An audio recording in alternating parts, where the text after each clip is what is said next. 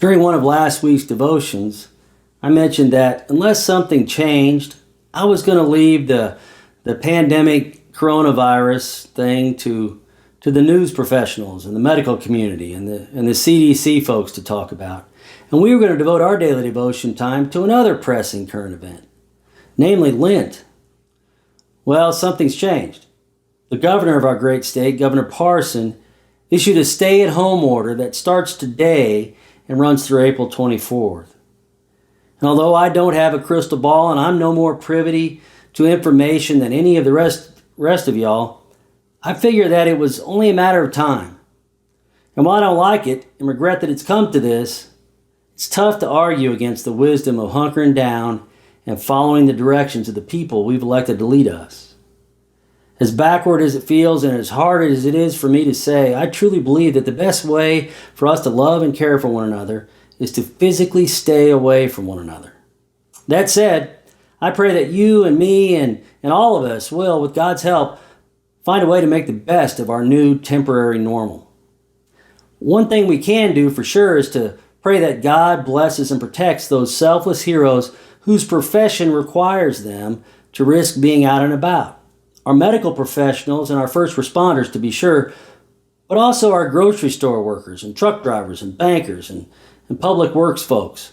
All the many heroes who are taking care of us and keeping things up and running while we're doing our part by staying at home and keeping our germs to ourselves.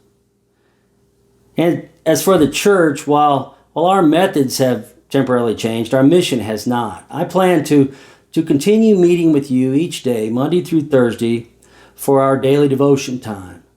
But in compliance with the governor's stay-at-home order, we'll be virtually meeting in my home rather than in my office. And speaking of our daily devotion, let's get on with today's first day of Holy Week devotion. Today I'd like for us to zero in on what I believe to be the three of the most assuring and comforting verses in all the Bible. Verses that each of us could no doubt benefit from hearing about now. So, hear Jesus' gentle words of comforting assurance as recorded in Matthew 11, verses 28 through 30. Jesus said, "Come to me, all you who are weary and carry heavy burdens, and I will give you rest. Take my yoke upon you.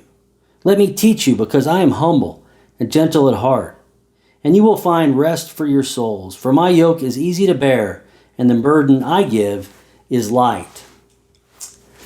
I once heard someone explain this text by way of a scene from an old black and white movie. You know, one of those late 1940s, early 1950s movies that are set in one of those grandiose metropolitan multi-floored department stores. So just picture the scene. The elevator door opens and an elderly lady carrying multiple shopping bags steps in.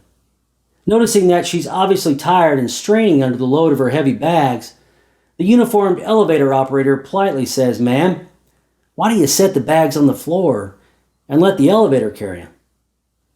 I wonder if any of you and this worn-out, heavy-laden elderly woman possibly have anything in common.